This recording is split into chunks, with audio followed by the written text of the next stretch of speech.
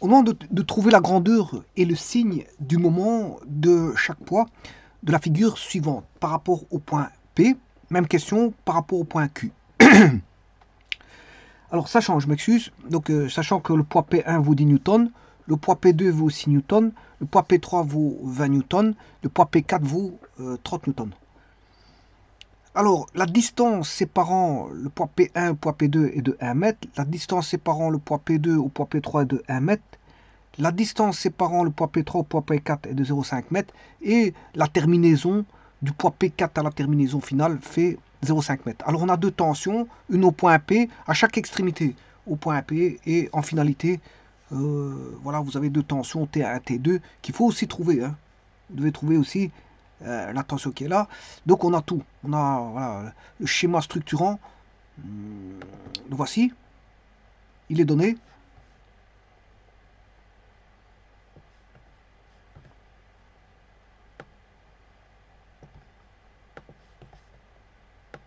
Et par rapport à ça, bien sûr, on demande de rechercher la grandeur et le signe des moments.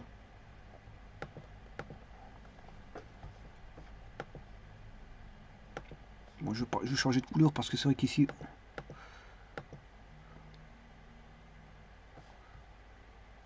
Attention qu'il y a 0,5 mètres au-dessus. Le point, par rapport au point P2 et Q, il y a 0,5 mètres aussi. On ne voit pas fort, mais bon, je peux le retracer. C'est pas un problème. Donc, entre ceci et le point Q, il y a 0,5 mètres. Mais le point Q, ça sert à rechercher, donc c'est un autre point pour calculer le moment. C'est un autre point pour calculer le moment.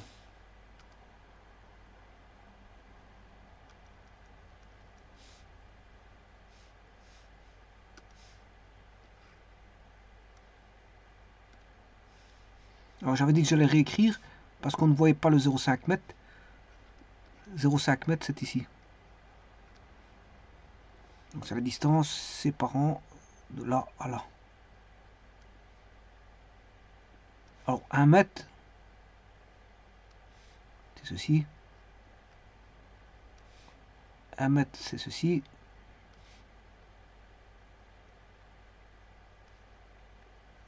« 0,5 mètres, c'est ceci. Et les derniers 0,5 mètres, c'est ceci.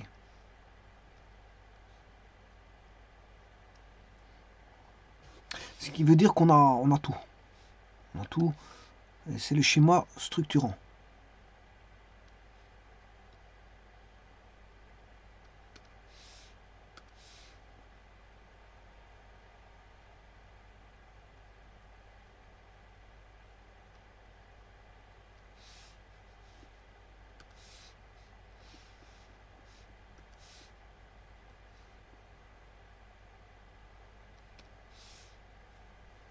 Je vais vite refaire la flèche parce que bon, il y a un petit souci avec cette flèche.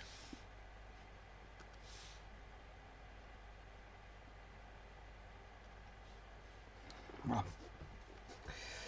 Eh bien, on va commencer ça. Alors pour ça, on sait bien qu'on a 4 poids, 1, 2, 3, 4,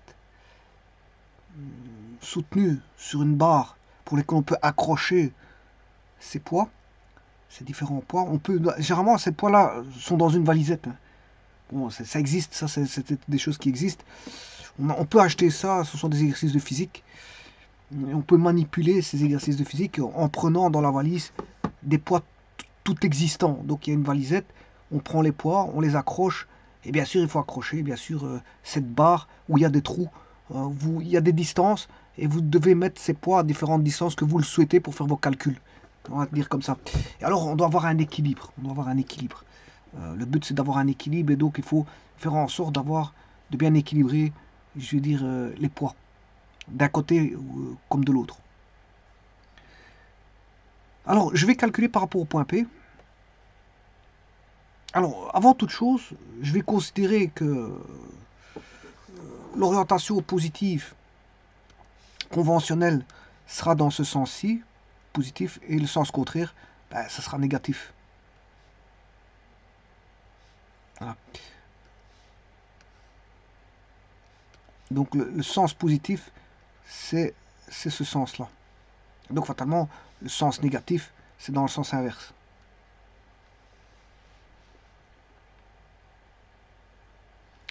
Alors, on a 10, 6, 20 et 30. Donc je vous rappelle que rechercher un moment par rapport à un point, ici c'est le point P, eh bien c'est le moment par rapport à un point P d'une force F, c'est égal à une force fois un bras de levier. Et alors la force ici, bien sûr, c'est l'intensité de la force. Et ce bras de levier est perpendiculaire à la force. Donc, par exemple, si le point il est là, le O, ben, il faut aller chercher la distance perpendiculaire au support de la droite faisant la force.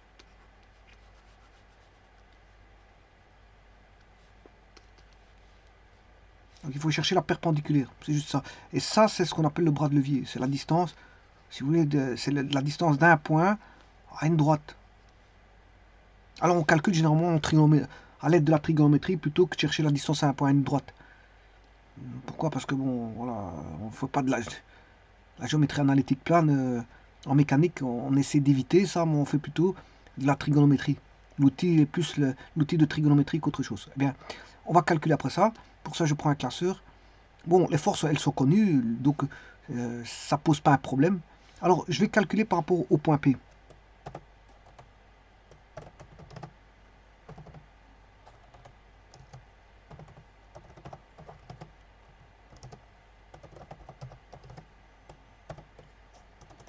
Alors, ce qu'il faut considérer, ben, on a 4 poids. P1, P2, P3, P4. P1, P2, P3, P4. Alors, leur valeur, bien sûr, c'est donné en newton. Hein.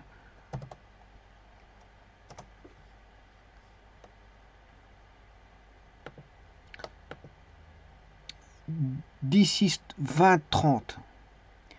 D6, 20, 30. 10, 6, 20, 30.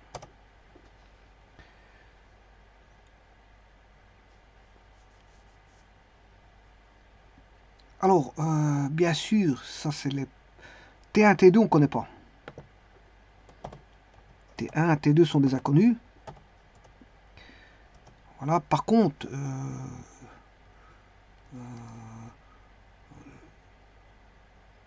je vais mettre les moments par rapport au point P. Alors, M1, M2, je vais marquer M2. Le moment par rapport au poids P1, au point P. M2P1, M2P2,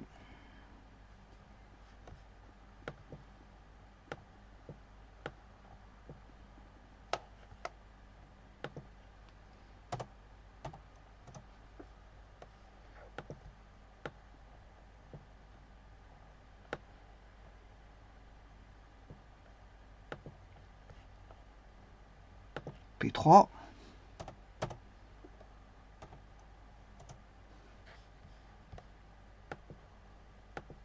P4.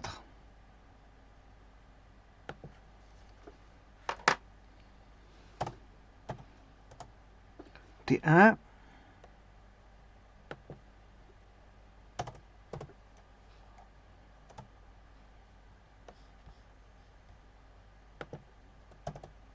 T2,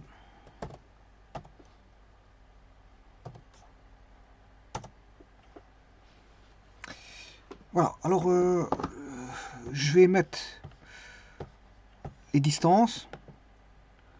Ça, c'est la distance par rapport au point P.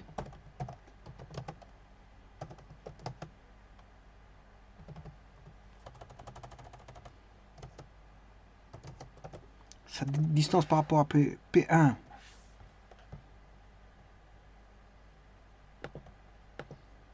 P1, mais il est en 0, comme T1 d'ailleurs, hein. T1, P1 sont en 0. Ensuite, le 6 Newton est à 1 mètre. Le suivant, 20 Newton, est à 2 mètres par rapport au point P. Le suivant est à 2,5 mètres. Et le suivant est à 3 mètres. Donc, je vais dire que c'est 1, 2, 2,5, 3.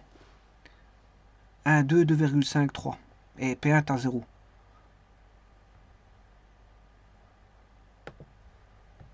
Donc, P1 est à 0. 1, 2,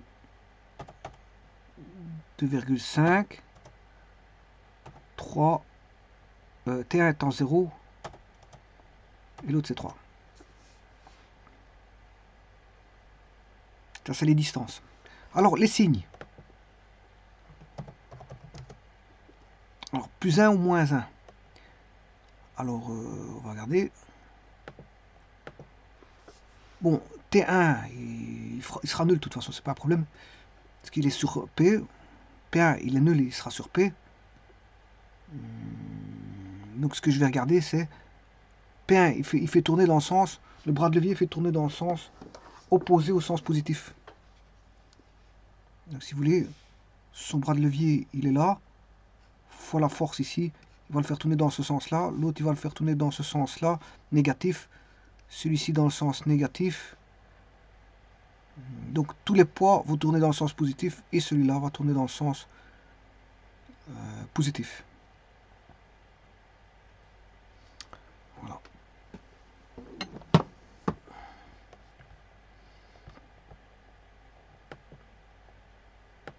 Donc, le signe pour P1, il est sur P. P2, négatif, moins 1.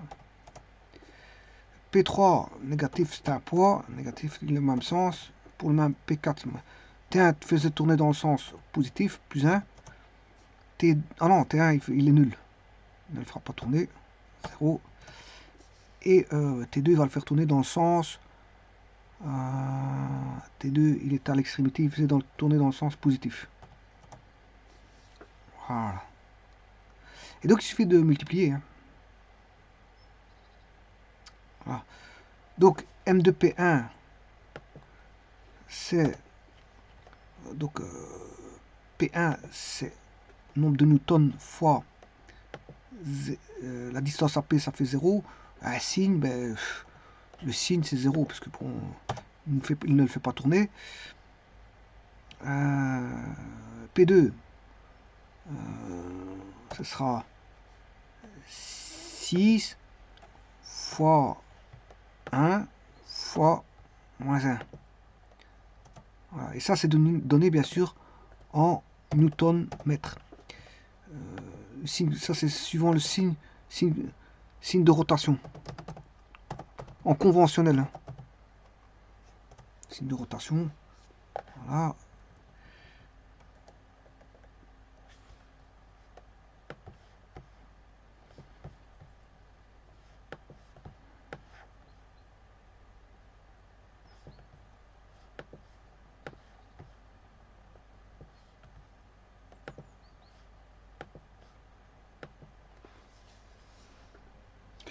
Alors, égale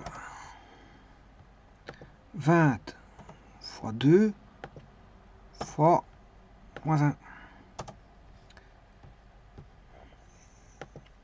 égale 20 fois 2,5 fois moins 1. Alors là, T1, T2, on ne connaît pas. Donc ce que je sais, c'est X. Je vais l'appeler ici X. Voilà, et celui-ci, je vais l'appeler Y. Alors, qu'est-ce qu'on sait c'est que si je fais la somme, là j'ai un équilibre de force. Hein. Si je fais les équilibres de force, voilà, T1 plus T2 doit valoir P1 plus P2 plus P3 plus P4. La résultante, on aura la résultante des forces. Bon, si je mets un axe, x, y. Bon, ici, c'est toutes des forces parallèles, j'ai pas besoin de x. Un axe y suffit. Un axe y suffit. Donc on a un repère 1D, mais sur y.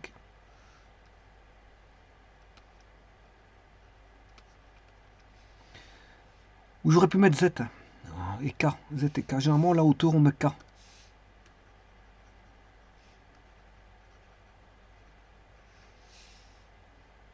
Donc j'ai un axe qui est posé, un repère 1D, qui a un axe Z avec K ici. Voilà. Donc vous aurez compris que si je fais P1 qui est dirigé comme ça, P2 qui fait moins que... Bon, il est plus petit que P1. Hein. Bon, je ne déchaîne pas l'échelle. Je mets tout simplement pour représenter les vecteurs. Bon, je ne mets pas l'échelle ici. Donc il y en a un qui fait 10 newtons, un qui fait 6 newtons. Vous voyez que là, il y en a un qui fait 20 et 30. Et la somme de ça, c'est la résultante R1. Donc je sais P1 plus P2 plus P3 plus P4. Par contre, ça c'est vers tous ceux qui vont donner vers le bas, va aller vers le bas. On a R1 vers le bas, mais on a T1 plus T2 vers le haut, donc qui donne R2. Et pour avoir l'équilibre, il faut que R1 égale R2. En d'autres termes, on a une équation, bon, c'est toutes des forces parallèles. Si je projette sur l'axe Y, on n'a plus de vecteur, mais on aura les valeurs algébriques qui est T1 plus T2 moins P1 moins P2 moins P3 moins P4 égale 0.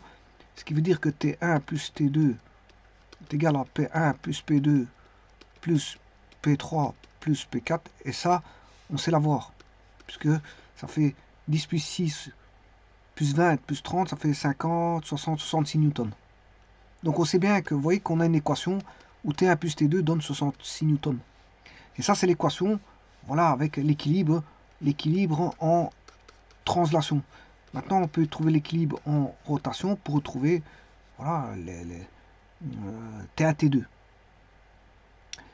Alors, on sait bien que, si je regarde ici, x fois 0, ça fait 0, oui, oui. On a, mais T2, ça fait y fois 3 fois 1. Voilà, on a un équilibre de rotation. Donc il faut que celui-ci, il vaudra 0.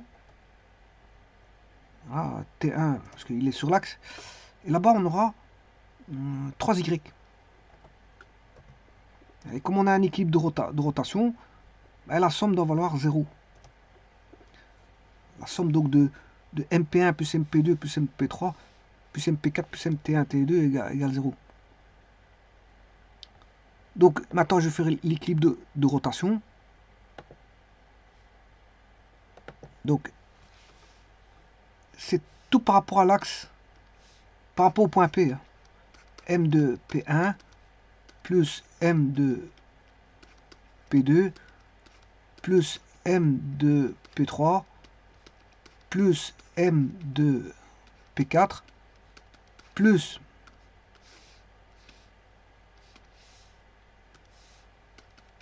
M de T1 plus M de T2 doit être égal à 0. Tout ça par rapport au point P. Bon, et là, on a combien? Je vais déjà calculer la somme de ceci. Non, jusque là, parce que 3y est inconnu. C'est la somme de ceci. Voilà, moins 121. Moins 121. Donc, moins 121 plus 3y égale 0. Je m'excuse.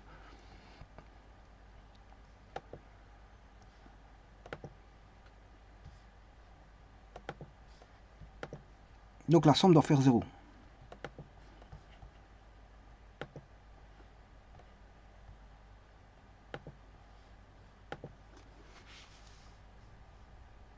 Donc ceci va me donner moins 121. T1, celui-ci il donne 0. Ici c'est plus 3y égale 0. Donc j'ai une équation 3y moins 121 égale 0, 3y égale 121. Donc ce qui veut dire que on a y égale 121 divisé par 3.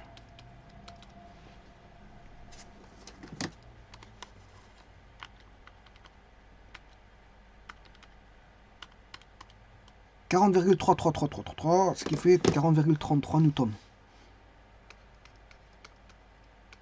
Voilà, et on a trouvé T1. Et maintenant, comme on a T1, grâce à l'équilibre de translation,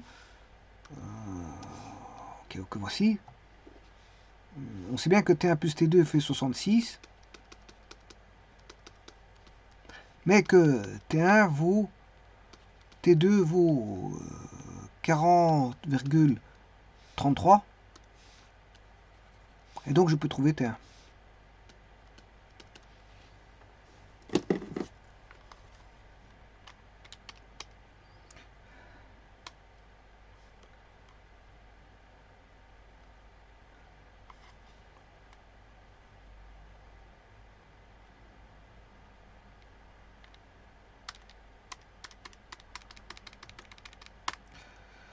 « 25,67. C'est 25,66666. Donc c'est 25,67 newtons. Et donc là, voilà, T1 vaut 25,67 newtons. Et T2 vaut en module. Hein, en module, T2 égale 40,33333. Voilà, ça c'est par rapport au point Q. Au point P, je m'excuse, au point P. Point P. C'est par rapport au point P. Donc vous avez les valeurs par rapport au point P de T1, T2. Maintenant, je vais chercher par rapport au point Q. Donc on va essayer d'enlever un maximum de choses ici.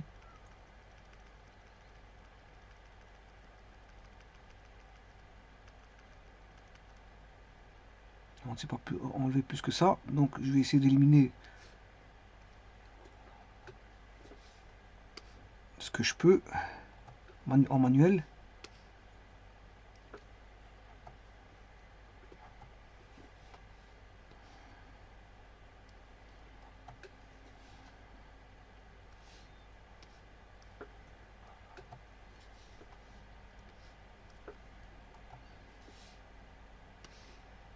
Bon, on a un repère indé qui est posé, hein, vous l'avez bien vu. Bon,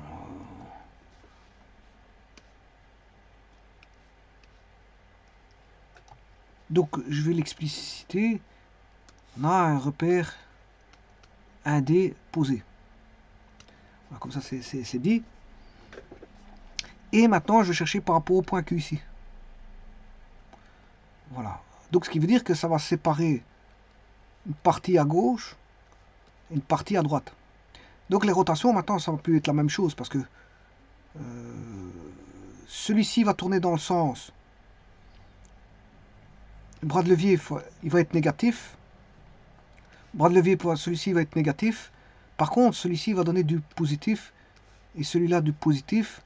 T1 du positif. Voilà. Et T2. T2 du négatif. T2 est négatif. Tiens, je m'excuse, c'est T1 là-bas. Et T2 va tourner dans le sens positif. T2 positif, T1 négatif.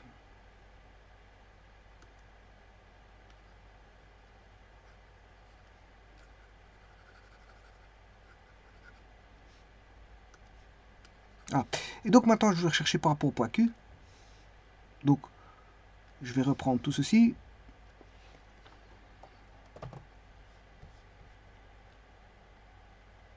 Je reprends de nouvelles feuilles. Et maintenant, c'est un calcul par rapport au point Q.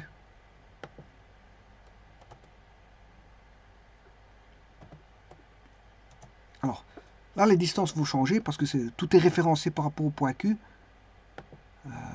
Alors, on a Bon, les signes, je vais mettre les signes. Hein. Bon, je ferai après les signes. Chaque chose en son temps.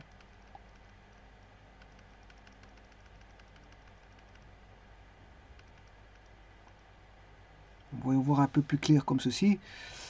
Alors, les distances. P1 est à une distance de 1,5 m.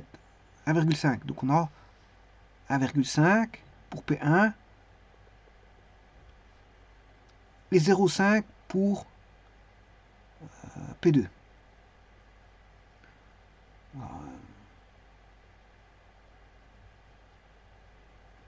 Donc 1,5 et 0,5. Les distances 1,5, 0,5. P3.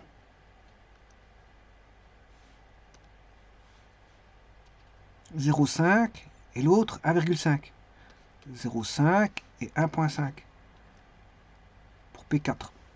Donc c'est 0,5, 1, 0,5, 1 et T2 est à 1,5. Donc 0,5, 1 et 1,5.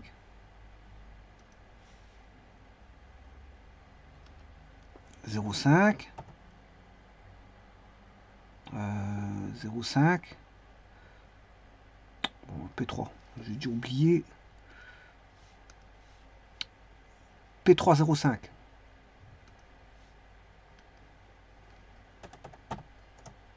1,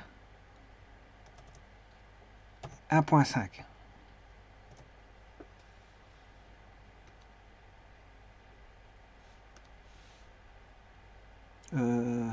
Non, 2.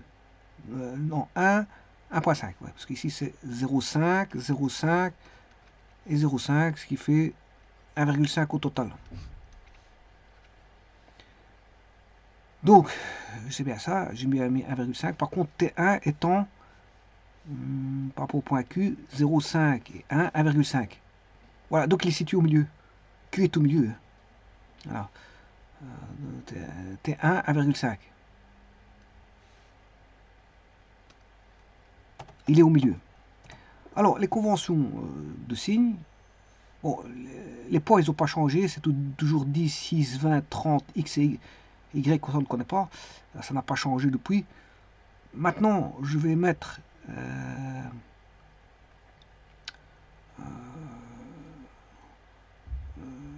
la convention de signes. Alors, P1, P2, P3, P4, P1,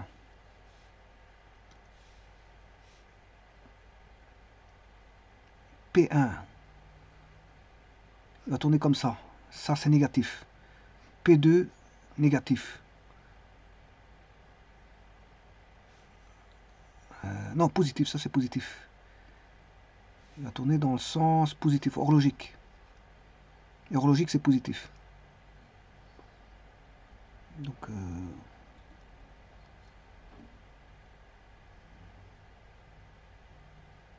Donc, bon, j'aurais pu changer de signe, de convention de signe. Bah, je garde la même convention qu'auparavant, donc ça, c'est... Voilà. Donc, j'ai considéré que par là, ça va être positif. Je garde la même convention que tout à l'heure. Donc, P1, P2 positif. P3, P4 négatif. P1, P2 positif. P3, P4 négatif. Alors, T1, il va tourner dans le sens anti-horlogique. T2 dans le sens horlogique. T2 positif et T1 négatif. T2 positif. T1 négatif. Bon, j'ai gardé la même convention. Hein. J'aurais pu changer de convention, ça ne pose pas de problème. Du moment qu'on le dit, c'est pas un problème. J'ai gardé la même convention que l'exercice par rapport au point P. Donc, voilà, ça c'est pas un problème. Alors,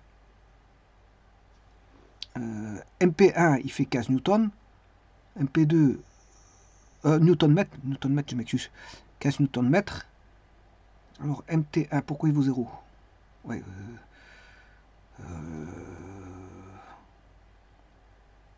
bon, maintenant, par rapport à ça, je vais calculer. On a toujours, par rapport à mon axe Y, ça n'a pas changé. Hein. Le calcul de moment n'a rien à voir avec le calcul de. Voilà, ici, je vais toujours avoir.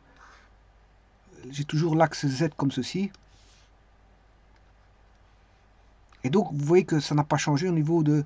On aura en équation d'équilibre en translation, on aura toujours cette équation-là.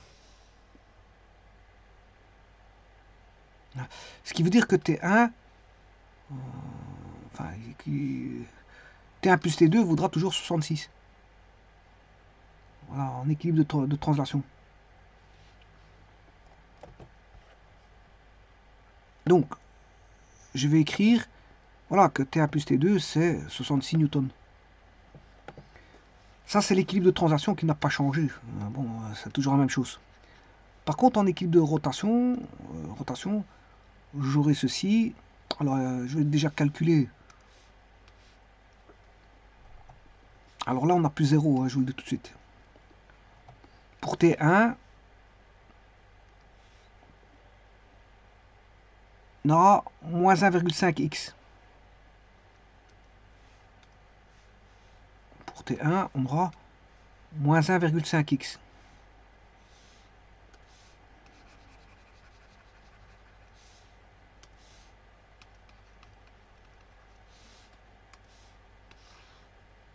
Pour T2,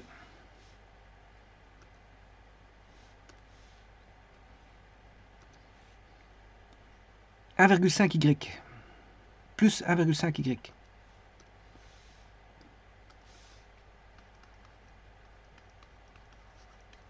Et alors je calculais les moments par rapport au point Q, bien sûr. Bon, on a changé, c'est plus le point P, mais c'est le point Q. Voilà, et ça je peux calculer ici, puisque c'est la somme que je vais aller chercher maintenant.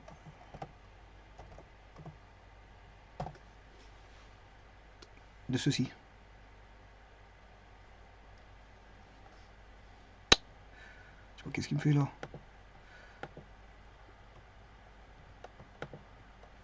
Enfin, c'est quelque chose. À mon avis, c'est planté.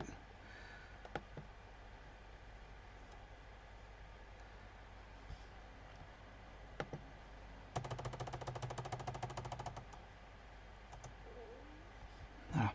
Bon, on va recommencer la somme. Je vais mettre la somme ici. De toute façon, je peux le faire manuellement. Hein. Moins 30, moins 10, ça fait moins 40.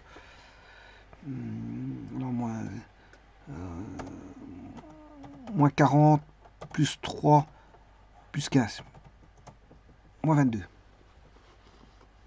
Voilà, moins 22 Newton-mètre.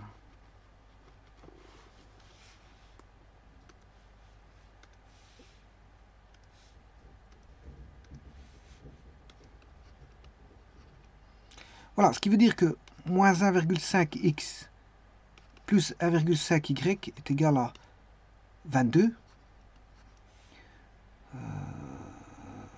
1,5 c'est y moins x égale 22 sur 1,5.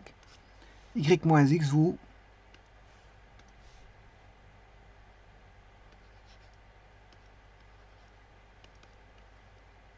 22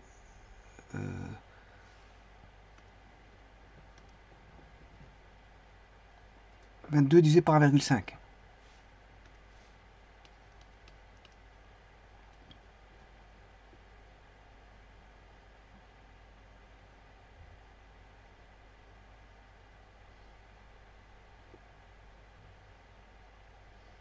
Alors, le y, c'était 2, et x, c'était 1. T2 moins T1.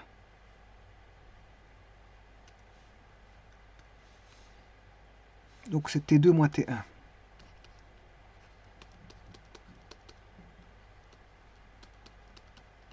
Voilà. Voilà, il faut résoudre cette équation.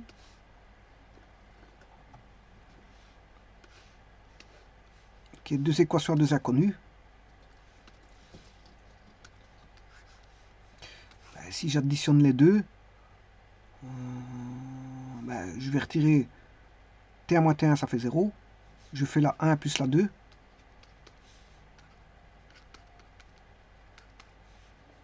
Donc on aura 2t2 égale 66 plus 22 divisé par 1,5. Et il faudra diviser par 2 pour avoir la réponse.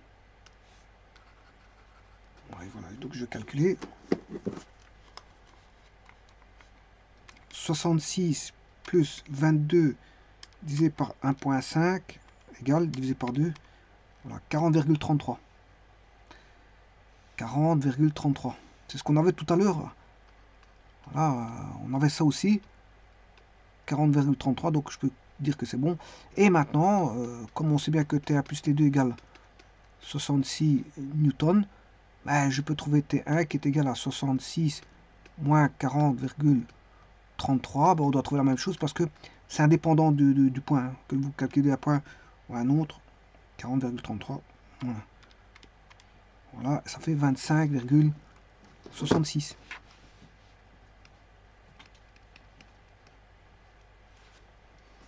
Et donc c'est ce qui a été trouvé tout à l'heure. Donc, que vous le calculiez, ce qui veut dire que si vous calculez à partir du point P, ou que vous le calculiez à partir du point Q, ça ne changera pas les résultats. Donc, ce qui veut dire que quand c'est comme ça, il faut opter une solution la plus simple, celle que vous calculez, qui va vous éliminer un maximum de choses. Vous avez bien vu que, bon, ici je suis retombé sur un système de deux équations à deux inconnues. Quand vous le placez au milieu, quand on passe le point Q au milieu, on a un système à résoudre. Bon, assez simple, c'est pas ça, mais bon. Mais là, par rapport au point P, bon, c'est beaucoup plus simple, parce qu'on élimine déjà une force T1 du champ d'action du travail. Donc, si vous voulez, un moment est indépendant du point pour lequel vous le calculez. Et ça en a fait un théorème, bien sûr, il y a un théorème sur les moments qui dit que, bon, quel que soit le point que vous allez utiliser, le moment, il ne change pas. Que le moment par rapport à un point P ou un point Q ou un point ailleurs, je veux dire, quel que soit le point que vous allez utiliser, le moment est indépendant du point où vous le calculez. Mais il y a des points beaucoup plus faciles, des positions beaucoup plus faciles de calcul, qui éliminent voilà, certaines choses et qui ne ramènent pas des équations un peu plus importantes que d'autres. Alors vous avez bien vu que si je mettais en P, j'ai une équation, voilà, des simples équations à résoudre, hein, une équation inconnue. Maintenant, quand vous mettez au point Q, vous avez deux inconnues et donc des équations, il faut résoudre les deux équations. Alors, d'où viennent ces équations? Elles viennent de l'équilibre en translation, voilà, par rapport à un axe 1D déposé, et par rapport à un équilibre en rotation avec un sens conventionnel voilà, de rotation. Alors, bien sûr, le R1 1D, le repère 1D est aussi conventionnel, parce que j'aurais pu le mettre vers le bas. Mais j'ai choisi voilà, vers le haut. Alors, tout comme vous choisissez, je veux dire, votre repère pour la translation, équilibre en translation, que vous preniez le repère vers le haut ou vers le bas, c'est votre choix. C'est un sens conventionnel qui vous est loisible de choisir à souhait. Ici, c'est le même. Bon, ce que j'aurais dû faire, c'est de calculer, je veux dire, prendre un sens conventionnel positif pour le point Q, comme ceci. Et pour vous dire que même si j'avais fait ça, ça ne change pas, je veux dire, les résultats. C'est indépendant du sens conventionnel de rotation et c'est indépendant du sens conventionnel du repère 1D en translation. Donc c'est indépendant de tout ça. Vos conventions d'axe 1D, vous les choisissez comme vous le souhaitez, vertical dirigé vers le haut ou vers le bas, peu importe. Le sens conventionnel positif, vous le choisissez en entérologique ou en horlogique, c'est vous qui voyez. Bon, d'office, si vous choisissez un signe conventionnel positif horlogique, l'antérologique d'office il est négatif. Hein. Bon, vous n'avez pas 36 solutions à ça. Et donc c'est indépendant des conventions de signes d'axe et de rotation, de convention de signes en rotation. Pour dire si on a plus 1, c'est une rotation dans le sens convenu, voilà, et moins 1 dans le sens contraire du sens convenu positif. Et donc tout est indépendant, hein. Que vous choisissez le point Q, point P, l'axe vers le haut, vers le bas, la rotation positive dans le sens horlogique ou entourlogique, tout ça ne change pas le résultat. Vous allez toujours trouver les valeurs de T1, T2 qui sont, voilà, pour un système d'équilibre, il est immuable. L'équilibre est immuable. L'équilibre, il est fixe. Là, il est fixe. Il est indépendant du point de calcul des moments ou indépendant de ce que vous voulez. Un équilibre, c'est un équilibre, il est figé. On a un équilibre figé. Je vous remercie.